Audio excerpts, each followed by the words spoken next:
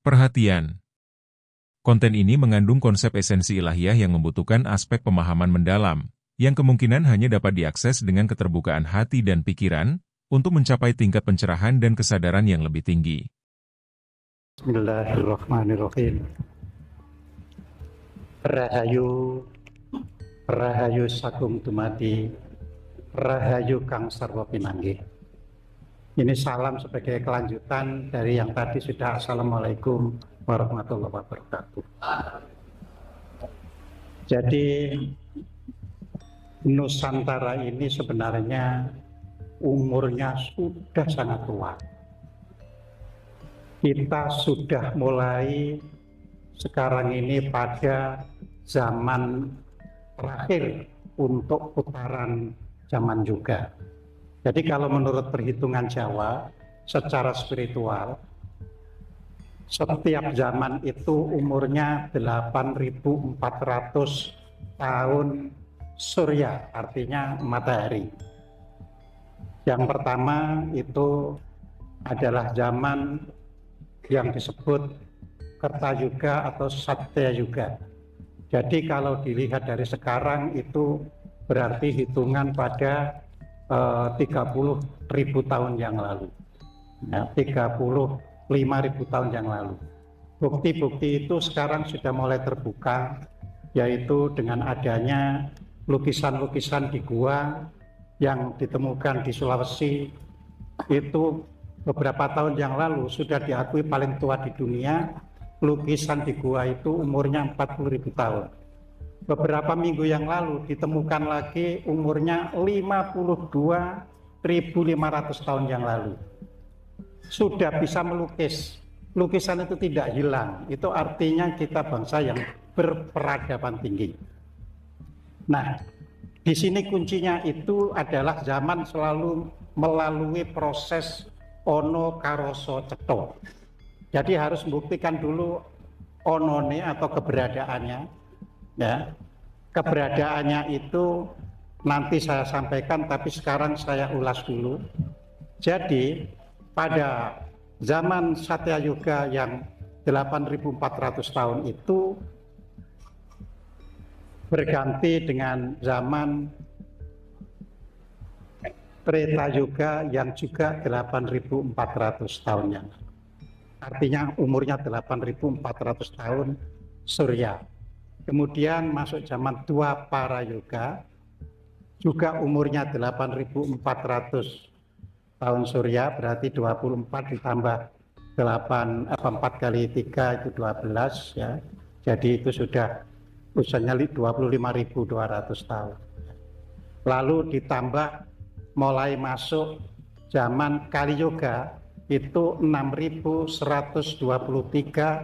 sebelum Masehi. Jadi Kaliyoga itu akhirnya nanti tahun 2277 Masehi. Nah, sekarang masuk zaman apa? Kalasubha. Zaman yang sudah membuktikan anane. Jadi sudah ada. Nusantara sudah mulai digaung-gaungkan. Tapi kita belum masuk zaman keberadaan Karoso dan Cetho. Ya. Ini nunggu lagi, masih Karoso dan Cethonya itu. Nah, kita tahu siapa yang mengajarkan semua di Nusantara itu. Nanti panggilannya sama, seluruh Nusantara sama. Yaitu diawali dengan seorang mahaguru yang disebut Sangyang Batara Guru dan juga disebut Sri Mahadewa Buddha. Tapi ini bukan Buddha Siddhartha Gautama. Jadi kalau di dalam serat-serat Jawa selalu disebut zaman Buddha, itu zaman 6.100 tahun sebelum Masehi. Itu yang diingat-ingat oleh anak turunnya. Makanya di Batak itu ada agama namanya Parmalin. Kalau ditanya siapa yang mengajarkan Parmalin? Batara Guru. Di Dayak itu seluruh orang Dayak ya di Kalimantan, walaupun ada Dayak di Kalimantan Tengah, Selatan, Barat, Timur ya, Utara. Tetapi kalau ditanya apa agama orang Dayak itu? Kaharingan. Ya. Kaharingan itu artinya damai. Artinya. Ya. Dan siapa guru dari Kaharingan itu? sama dijawab Batara Guru. Ini kan sudah pengakuan yang sama. Nanti di Sulawesi itu ada Lagaligo. Lagaligo itu sebuah kitab 1.000.000 bait. Siapa yang ngajarkan? Batara Guru, sama. Ke Bali, ke Lombok, ke Sumbawa, Sumba, sama. Yang ngajarkan adalah Batara Guru. Nah, ada ciri dari ketuhanan di Nusantara itu, ya, tidak pernah berebut nama Tuhan. Jadi nama tidak pernah direbutkan. Nama Tuhan disebut apa saja terserah sesuai dengan budaya masing-masing.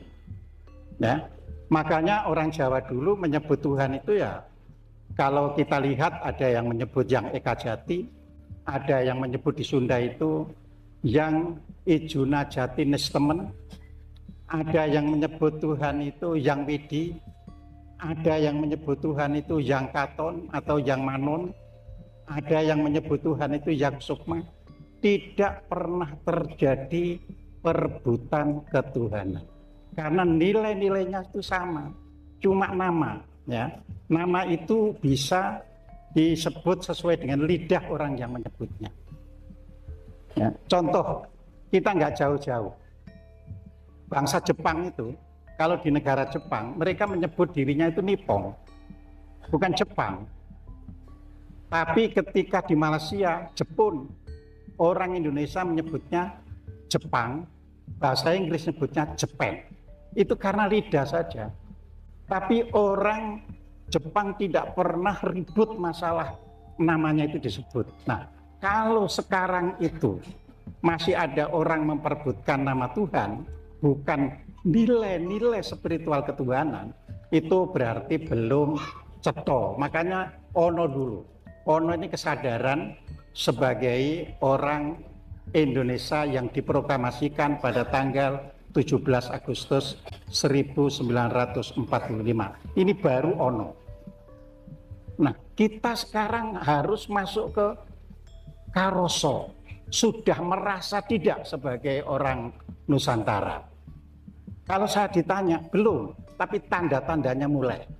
Nah, tanda-tandanya mulai itu kita lihat pada generasi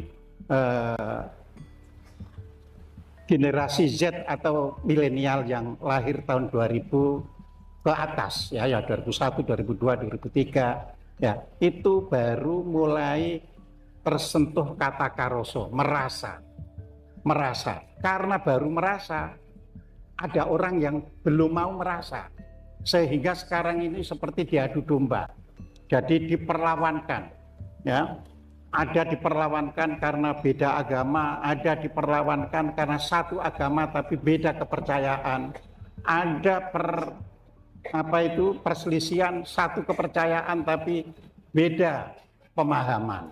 Coba dapat dibayangkan karena belum karoso, ya.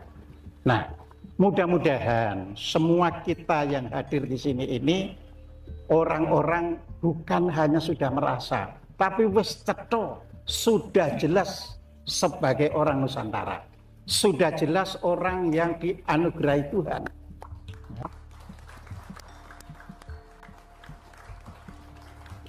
Jadi dianugerahi Tuhan kenusantaraannya itu. Ya, ini juga saya perlu beritahu, mengapa ada orang menyebut Nusantara. Mengapa dulu ketika saya masih SD disebut itu ada Sundaland, ya, yaitu pulau-pulau besar disebut Sunda besar, pulau-pulau kecil disebut Sunda kecil. Ini semua harus kita ketahui supaya tadi cetha tadi. Jadi kalau dari konstruksi, ya, konstruksi tanah kita disebut Nusantara, konstruksi tanah. Jadi Nusa itu pulau, ya, antara itu artinya sebenarnya penghubung, tapi penghubungnya itu laut, tapi sebenarnya bukan pulau yang dihubungkan oleh laut, tapi laut yang di mata rantai oleh pulau-pulau. Nah, ini kita harus paham, ya. Jadi kita ini maritim sejati, ya. Nah, karena tanahnya itu subur, ya, maka disebut Sunda. Jadi Sunda itu artinya subur. Sunda itu artinya apa itu tanah subur serta segala-galanya itu baik, indah ya, segala-galanya itu baik dan indah.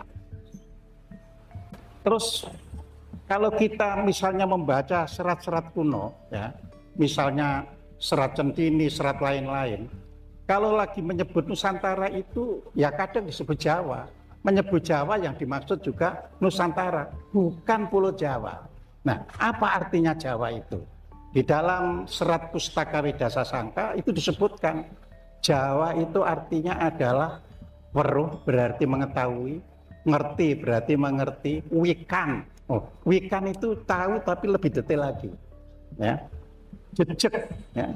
Artinya orangnya itu tegak pada sebuah nilai. Tegak pada pijakan-pijakan luhur. Lalu disebut juga jujur. Jadi orang Nusantara itu adalah yang Jawa. Jawa itu artinya jujur, weruh, ya, mengerti, mengetahui, paham. Kemudian ditambah lagi apa? Luhur. Ya. Luhur itu nilainya itu tinggi, nilai kemanusiaannya itu. Kemudian ditutup dengan wicaksono. Nah, bangsa-bangsa yang sudah orangnya itu meliputi nilai-nilai dari mengerti sampai bijaksana itulah yang disebut Jawa. Jadi Jawa bukan pada bentuk orangnya, tetapi kualitas spiritualnya. Mudah-mudahan kita semua adalah ya Jawa, ya Nusantara, ya Sunda. Itu yang harus kita cetokkan nantinya itu, ya. Jadi tapi kita kan harus betul-betul merasa sebagai orang Nusantara. Makanya kemarin itu saya lagi di podcast saya ngobrol. Kita ini sudah sewajibnya melakukan Indonesia Raya sudah stansa 3. Jadi ada stansa 1, ada stansa 2, ada stansa 3. Stansa 3 itu bunyinya apa? Indonesia tanah yang suci. Lah, tanah suci. Suci itu juga arti dari Sunda. Jadi jangan dikira suci itu loh itu kan di tanah haram yang ada di Mekah dan di Madinah. Itu baru kota. Ya, kota. Jadi itu Haramain, 2 kota yang dianggap suci. Kita negara Nusantara yang suci. Hebat kan? Nah, itulah yang harus kita junjung, kita wariskan pada siang hari ini. Nah, nanti tentunya akan ceto.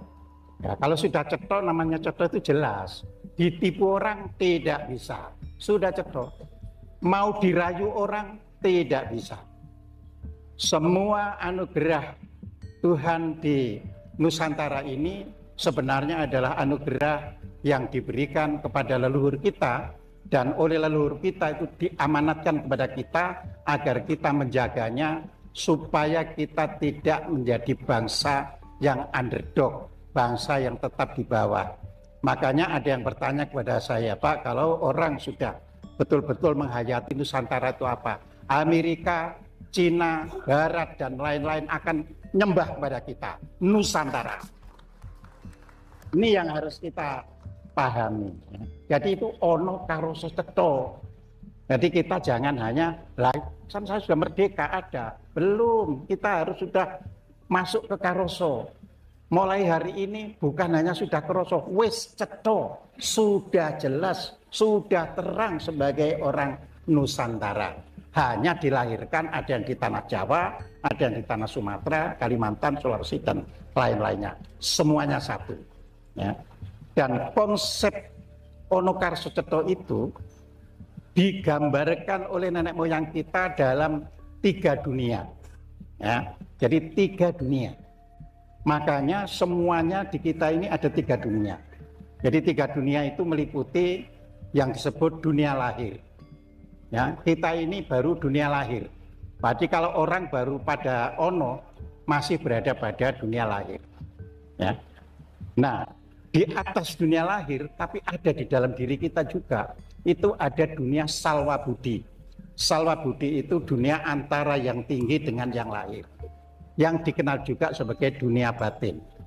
Nah, dunia batin ini yang paling puncak itu alam adiluhung. Nah, inilah yang tempatnya orang Nusantara, ya. Makanya jiwa itu dulu dimiliki oleh kita sehingga semua pendatang dari bangsa lain itu kita terima.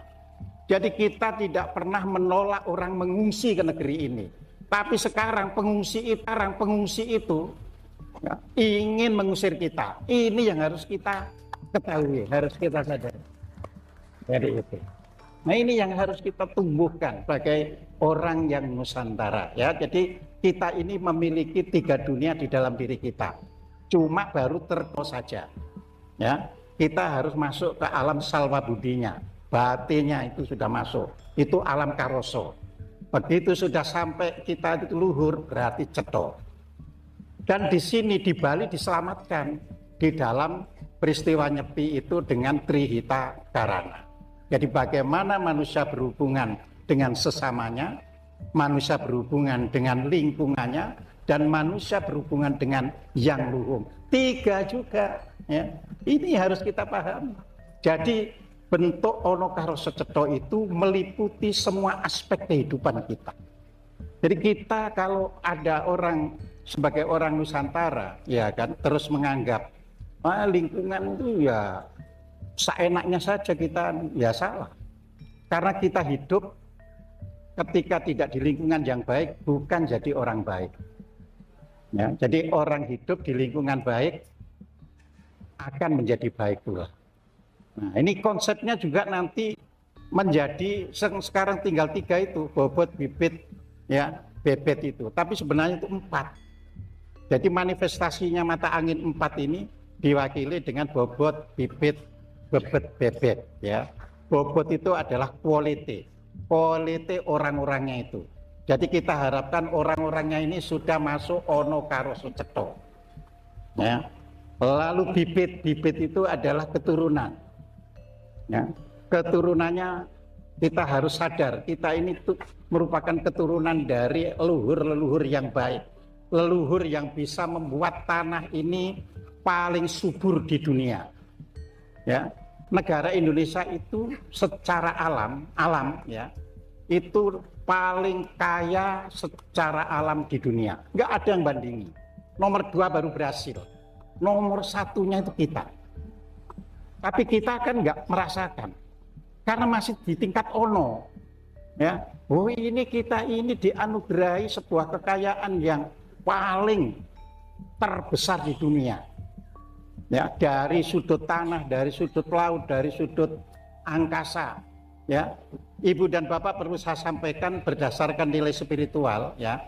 Satelit yang dibuat Amerika, dibuat Cina, dibuat oleh India, itu semuanya diluncurkan orbitnya itu di atas Nusantara, bukan di atas negara lain, ya. Ini harus kita ketahui. Nah itu kalau kita ngerti, kalau ini klaim-klaiman, oh Anda harus bayar karena itu di atas Nusantara. Berapa kekayaan kita kalau para yang naikkan satelit itu bayar pada kita? Ya, betul, nggak ada satelit di atas Tiongkok, di atas Jepang, nggak ada. Semuanya di atas Nusantara. Itu harus kita ketahui. Ya. Nah ini yang kita tidak sadari. Ya. Kita itu laut dilewati dari mana-mana, tapi kita tidak pernah menarik ya kapal asing lewat kita. Selat Malaka lewat tidak pernah kita tarik. Dari Jepang sampai ke Australia lewat Selat Lombok tidak ada yang narik. Kekayaan kita itu tersebar di mana-mana. Kita bukan untuk nyetil atau istilah pelit. Tetapi kita mau Ono Karoso Cetho, semuanya harus ditata dengan jelas supaya kita tidak dijadikan ya budak-budak mereka. Kita ini memang dijadikan majikan, lah kok kita kerso jadi budak. Nah ini kesalahan kita. Jadi mulai hari ini mudah-mudahan kita sadar kita bangsa yang Ono Karoso Cetho. Nanti bisa didiskusikan. Keterangan saya cukup sekian. Terima kasih. Wassalamualaikum warahmatullahi wabarakatuh. Assalamualaikum warahmatullahi wabarakatuh. Waalaikumsalam warahmatullahi wabarakatuh. Sugeng Rahayu. Terima kasih Pak Niko, Ibu, Kajian Pangeran Arif Yaitu Pak Setio Dono Nagoro sudah mengizinkan saya menjadi narasumber berbagi kepada Bapak Ibu semua. Karena saya biasa belajar kepada alam, boleh apa yang tadi saya dapatkan ketika masuk di penjelasan untuk disampaikan. Tapi mohon izin, mudah-mudahan tidak menyinggung karena yang dihadirkan di penjelasan tadi adalah bagaimana saya diizinkan mengungkap sebuah nama. Boleh ya? Mohon dimaafkan kalau salah. Pertama, bicara tentang apa yang disampaikan tadi oleh moderator bahwa selain tema kita menuju kesadaran Nusantara, tadi ada juga motonya bahwa apa? Happy banget. Pertama tentang menuju kesadaran Nusantara, Bapak Ibu. Sebagai seorang dokter, saya biasanya menghadapi pasien-pasien yang mengalami koma. Kecelakaan, benturan dengan benda keras, lalu koma. Nah, sebelum kita memastikan bahwa pasien ini koma atau tidak, kita akan menguji kesadarannya. Ya, jadi ada benturan dengan benda keras, akan muncul ketidaksadaran. Kenapa terjadi ketidaksadaran? Karena apa? Sang hidup atau roh yang di dalamnya tidak lagi bisa menggunakan pikiran yang ada di otak untuk menggerakkan tubuhnya. Jika disuruh buka mata, nggak bisa, disuruh bicara, nggak bisa. Jangankan untuk ditanyai, kamu siapa? Bahkan dia sendiri yang nanya, saya di mana? Saya di mana, dia nggak tahu. Saya siapa, dia nggak tahu. Saya kenapa, dia nggak tahu. Nah, kita sebagai anak-anak Nusantara, kalau tidak tahu siapa jadi diri kita, di mana kita sedang berada, yaitu di Nusantara ini, atau bahkan kita tidak tahu kita kenapa sehingga lupa pada bumi pertiwi kita sendiri, maka kita semua sedang berada dalam kondisi tidak sadar. Karena kita akan menuju kesadaran sebentar. Ditanya siapa dirinya nggak tahu, siapa ibumu nggak tahu, siapa bapakmu nggak tahu. Artinya apa? Ketika seseorang anak-anak Nusantara ditanya, ibu pertiwimu namanya siapa? Nggak tahu. Bapakmu siapa? Roh leluhurmu siapa? Nggak tahu. Nggak koma kita semua. Maka untuk bisa menuju pada kesadaran sementara itu harus menyatu antara sang roh dalam diri kita, menyatu dengan pikiran kita, menyatu dengan tubuh kita. Nah, bagaimana caranya menyatu itu? Tadi saya nonton wayang orang, bagaimana Arjuna digoda oleh budak akil bahkan diperangi. Siapakah Arjuna? Arjuna itu pemanah. Manah itu artinya manas, pikiran. Makanya kita disebut manusia atau manusia. Kalau kita sebagai Arjuna di tanah pertiwi yang punya pikiran, tetapi dikalahkan oleh budak kadir dari luar sana dengan kekerasan ajarannya yang membentukkan otak kita sehingga kita koma dan tidak sadar siapa diri kita, maka kita tidak bisa meniru ajaran leluhur kita melalui wayang Arjuna dan Buto Cakil tadi. Ya. Maka yang perlu kita lakukan adalah menjadilah Arjuna yang teguh perkasa, yang kuat kokoh dan bisa mengalahkan godaan-godaan Buto Cakil dari luar. Salah satunya yang diajarkan melalui apa yang diberikan berkah nama kepada Bapak Nicholas Nyoto Prasetyo Dono Nagoro. Jadilah ngikhlas, Nicholas jadilah ngikhlas. Ngikhlas untuk apa? Untuk secara nyata Nyoto Prasetya setia menjaga dana negara kita. Tepuk tangan untuk beliau. Apa saja dana negara kita? Tanah, air, bumi, udara, dan orang-orang anak cucu kita nanti adalah dana negara kita. Bukan hanya berupa uang, tapi semua potensi yang ada di Nusantara ini adalah dana negara kita. Dan itu hanya bisa kita dapatkan ketika kita bisa menggali ke tanah pertiwi ini dengan cara apa? Pakai paku bono ini.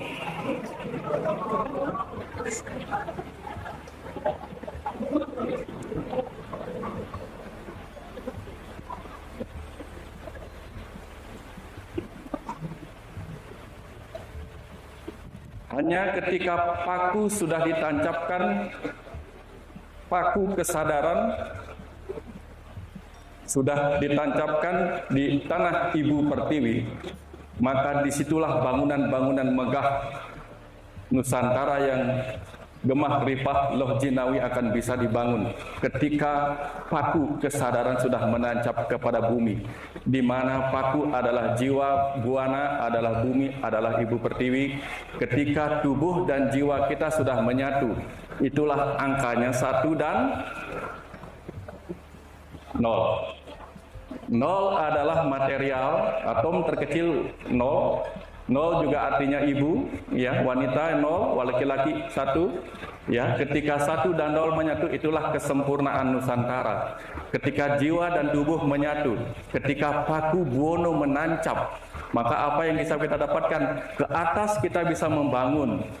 Tetapi sebelum kita membangun ke atas, kita tancapkan dan kita gali lebih dalam apa yang ada di bumi Nusantara ini, yaitu apa? Pandangan-pandangan hidup, filsafat-filsafat hidup yang sudah digali oleh para leluhur kita, sebagaimana yang banyak disampaikan oleh Pak Ahmad Husin. Jadi artinya apa? Jangan tinggalkan ajaran-ajaran yang sudah digali dari tanah leluhur. Semua bangsa belajar kepada tempat di mana dia hidup. Orang Eskimo belajar membangun rumah dari es, bongkahan-bongkahan es menjadi iglu. Orang Sunda, orang Bali, orang seluruh suku di negara kita membangun apapun, menanam apapun, belajar pada alamnya. Anak-anak Nusantara diwariskan salah satu ajaran-ajaran leluhur yang sudah digali oleh leluhur kita. Kita sudah diberikan sangat-sangat kemudahan yang harusnya kita bangkitkan kembali. Semangat untuk bangkit kembali? Ya. Maka pesan Kanjeng Ki Pakubuwono ke-10, 2 nama itu ya luar biasa. Karena satu pesan lagi ketika saya datang dari mendarat ke sini, tadi naik andong lewat sana, tiba-tiba tertulis Jalan Pandanaran. Tiba-tiba ingat ada pesan juga yang sama dari kisah yang saya baca tentang Boyolali. Konon ceritanya ketika Ki Ageng Pandanaran berjalan bersama istri dan anaknya, sampai ketinggalan istri dan anaknya, saking cepatnya beliau berjalan dan akhirnya berhenti di sebuah batu besar yang saya tidak tahu tempatnya di mana. Konon beliau Ki Ageng Pandanaran ketika berdiam itu akhirnya disusul oleh istri beliau, dan istri beliau yang mengatakan begini, koreksi saya kalau saya salah, beliau mengatakan, si istri Nyi Ageng mengatakan begini, Boyo wis lali wong iki, teko ninggale wae. Sepertinya sudah lupa ini orang ini, tahu-taunya ninggalin saya aja. Seorang ibu mengatakan bahwa Ki Ageng laki-lakinya meninggalkan istri dan anaknya, kayaknya sudah lupa. Apa pesan di sini, di Boyolali ini, kalau dengan kebangkitan Nusantara? Jangan sampai Ki Ageng dalam diri kita, yaitu apa? Yaitu ruh kita, sampai meninggalkan tubuh dan pikiran kita, istri dan anak dalam diri kita. Yang laki-laki adalah ruh kita, tubuh kita adalah material atau ibu, pikiran kita adalah si anak. Jangan sampai jiwa kita meninggalkan anak istri kita, pikiran dan tubuh ini. Dalam bahasa yang lebih besar lagi apa? Jangan sampai jiwa kita meninggalkan Ibu Pertiwi dan anak cucu kita dengan ajaran-ajaran yang bukan datang dari leluhurnya sendiri. Tepuk tangan untuk kita semua. Jadi ingat, ketika ingat Boyolali, ingat jangan sampai kita melupakan Ibu Pertiwi dan anak-anak kita. Jadilah seperti itu. Kira-kira itu yang bisa saya sampaikan secara singkat, nanti ditengok-tengok lagi jamnya sama Pak Moderator, malu saya. Mudah-mudahan pesan ini membangkitkan pentingnya kita bangun kembali Nusantara kita dengan ajaran agama budi, bukan agama baru, tetapi apa? Agama yang mulai dipahami dengan akal budi. Mudah-mudahan dipahami, kita terus belajar, karena di sini akan hadir juga guru gembul, akan membantu kita membangkitkan akal budi kita untuk memahami banyak hal di kehidupan ini dalam pelajaran-pelajaran yang datang dari kehidupan kita. Terima kasih warahmatullahi wabarakatuh. Oh, sebelah sini. Saya ini dijebak panitia datang ke sini tuh. Saya mohon maaf ya di sini. Saya diminta ke sini tapi nggak dikasih tahu. Saya ngomong apa ya? Ya pokoknya bebas saja, pokoknya datang aja ke sini. Jadi saya baru tahu ketika sampai ke sini, wah jangan-jangan ini bukan acaranya. Pas sampai ke sini, loh ada nama saya, kayaknya benar saya datang ke sini. Tapi kemudian saya dikasih, ini ngomongnya agama budi. Saya mikir agama budi, agamanya Budi Menteri Kominfo itu bukan ya? Itu kan namanya juga budi. Agamanya Protestan. Apakah agama budi itu agama Protestan? Tapi kemudian saya ketika datang ke sini, saya mulai berpikir tentang sesuatu. Kemarin ada seorang yang bertanya kepada saya, Pak, ini semua namanya asli. Saya sendiri namanya Guru Gembul. Itu pasti nama palsu. Jadi kemana-mana saya bawa nama itu nama Guru Gembul. Namanya nama palsu. Tolong sebutkan nama asli Bapak itu siapa? Terus saya balik bertanya kepada orang itu. Saya nggak tahu nama asli saya. Lah Pak, maksudnya nama asli Pak yang di KTP. Nama yang di KTP itu nama pemberian orang tua saya. Tapi orang tua saya nggak tahu nama asli saya siapa. Jadi orang tua saya itu cuman sok-sokan tahu aja, ngasih saya nama tanpa mereka tahu nama asli saya itu siapa. Setelah itu saya pikir-pikir, lah ternyata segala sesuatu yang kita ketahui sekarang itu adalah pengetahuan palsu juga. Kalau saya beri nama bahwa ini adalah kayu, ini kesepakatan masyarakat bahwa ini namanya kayu. Tapi gak ada di antara masyarakat itu yang tahu nama aslinya siapa. Coba kayu ini namanya apa? Jati.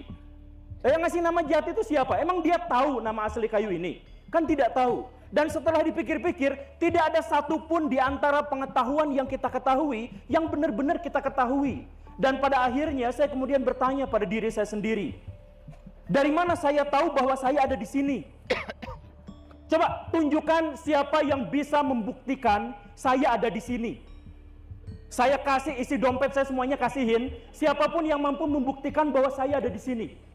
Ada yang nggak bisa buktikan? Kameramen bisa buktikan saya ada di sini? Saya foto. Oh, saya foto. Oke, difoto terus ya, dilihat. Oh, itu buktinya ya. Itu buktinya. Ternyata itu bukan buktinya. Satu-satunya bukti bahwa saya ada di sini adalah panca indera. Saya bisa dilihat, saya bisa didengar, saya bisa dicium, saya bisa dijilat.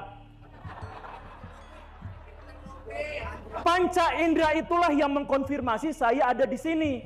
Tapi sebuah fakta adalah yang tidak bisa kita sangkal adalah bahwa panca indera kita tuh sering bohong. Kalau kita lihat pesawat terbang di angkasa tuh kecil, padahal aslinya besar. Lah panca indera kita, mata kita, panca indera yang paling kita butuhkan untuk kehidupan, itu ternyata dibohongin sama jarak. Aslinya pesawat besar, padahal kita lihatnya kecil, mata kita bohong. Ketika kita tertidur di malam hari, lalu bangun di tengah malam, kita mendengar detak jam, tak, tak. Di siang hari kita nggak mendengar jam itu. Artinya apa? Telinga kita dibohongi oleh kesunyian. Jadi bagaimana mungkin kita mempercayai panca indera kita untuk bisa memahami alam semesta, padahal dia sering berbohong. Siapa yang membuktikan? Jangan-jangan saya kemudian berpikir, jangan-jangan saya tidak ada di sini. Ketika Bapak tadi mengajak kita berjoget ria, jangan-jangan saya ada di pinggir jalan dalam kondisi kumuh dan telanjang, lalu joget-joget sendiri. Mungkin nggak seperti itu?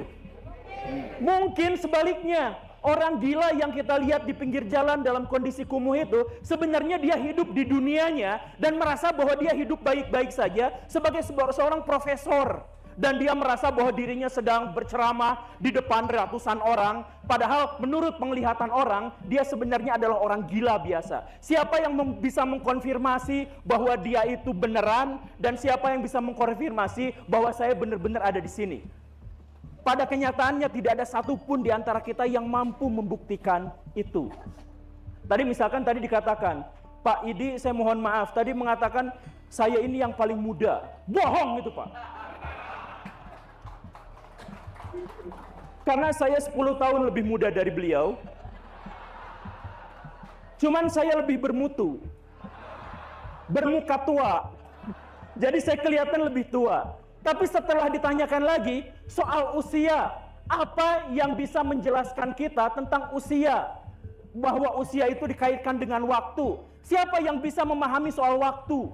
Ketika saya sedang berbicara sekarang, apakah sekarang, masa lalu, atau masa depan? Tidak ada seorang pun di antara kita yang bisa mengkonfirmasi itu. Pada akhirnya, kita hidup dalam kepercayaan-kepercayaan palsu. Atau setidaknya bisa palsu, bisa asli, tanpa bisa kita memahami mana yang asli dan mana yang palsu. Kita hidup dalam keraguan-raguan. Jadi betapa anehnya ketika ada orang yang meyakini bahwa saya hidup, atau saya berbicara, atau saya sedang berdiri, atau saya sedang direkam, padahal saya sama sekali tidak bisa memahami apa arti direkam, apa arti kata berdiri. Satu-satunya yang kemudian bisa saya konfirmasi keberadaan saya di sini adalah ternyata saya hidup. Jadi semua hal yang bisa meyakinkan kepada saya bahwa saya ada di sini adalah pikiran saya bahwa saya hidup dan saya ada di sini. Sebatas itu saja, tidak lebih dari itu. Tapi ketika saya memahami bahwa saya hidup, ada pertanyaan berikutnya. Ternyata kehidupan itulah awal mula dari dosa dan kejahatan. Ketika saya hidup, saya dipaksa untuk mempertahankan kehidupan saya. Ketika saya dipaksa untuk mempertahankan kehidupan saya, caranya adalah dengan membunuh pihak lain. Saya tadi ditawarin makanan di situ, saya bisa mempertahankan hidup dengan makanan yang ada di sana. Tapi setelah membunuh anggur itu, membunuh jeruk itu, dan membunuh bahan-bahan makanan yang sepenuhnya organik, sebelumnya mereka hidup, lalu dibunuh, dimasak, dikasih makan buat saya, untuk menunjang kehidupan saya, memperpanjang usia saya. Jadi saya hanya mungkin bisa hidup setelah membunuh pihak lain.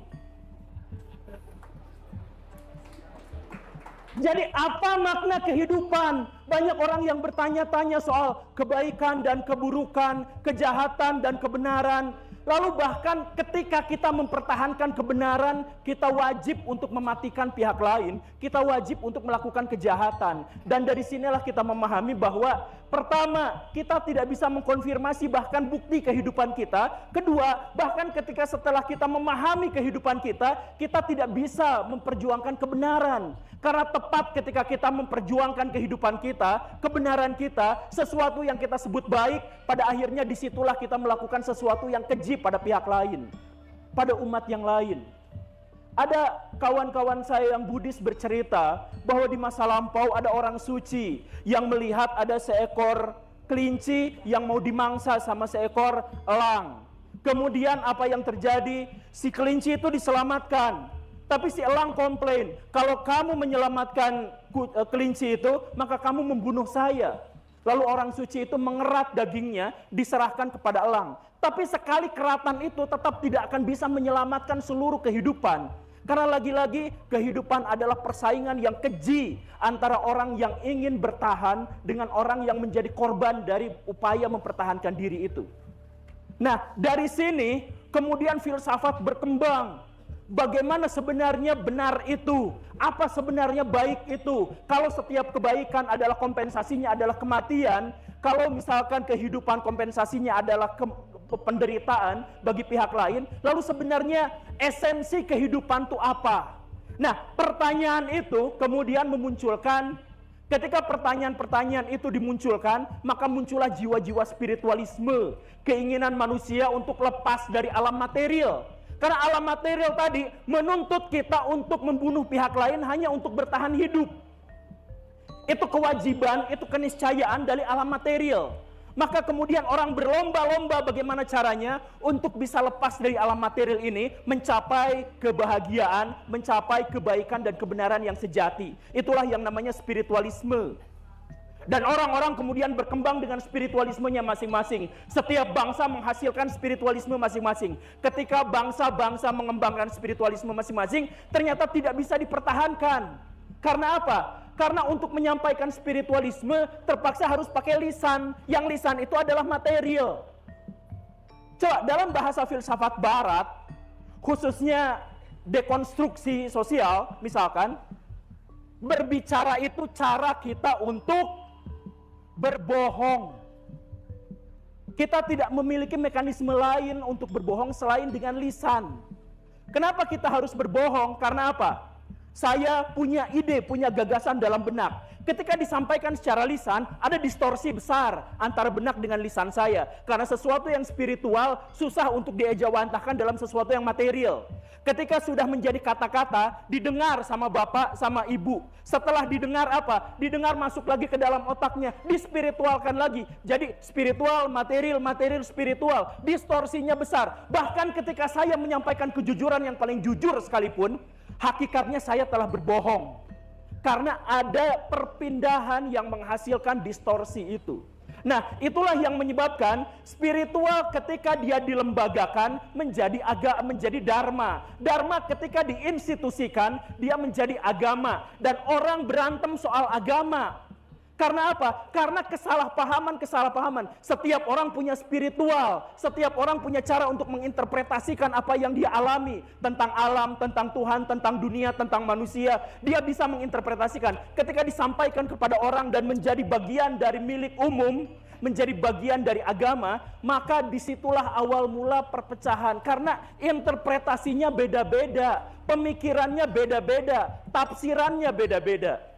Agama yang awalnya menjadi pijakan agar kita bermoral, agar kita baik, agar kita menjadi benar, pada akhirnya juga di sisi lain menjadi motif orang untuk melakukan konflik, peperangan, dan kekerasan. Itu fakta. Kenapa seperti itu? Ada distorsi. Maka karena saya diajak untuk berbicara pada agama Budi dalam tafsiran bahwa itu adalah sesuatu yang spiritual, mari kita kembali pada nilai-nilai spiritual kita, tempat di mana kita tidak berdusta, tempat di mana kita tidak bisa berbohong, tapi kita hanya bisa menikmati Tuhan yang hakiki. Terima kasih. Assalamualaikum warahmatullahi wabarakatuh.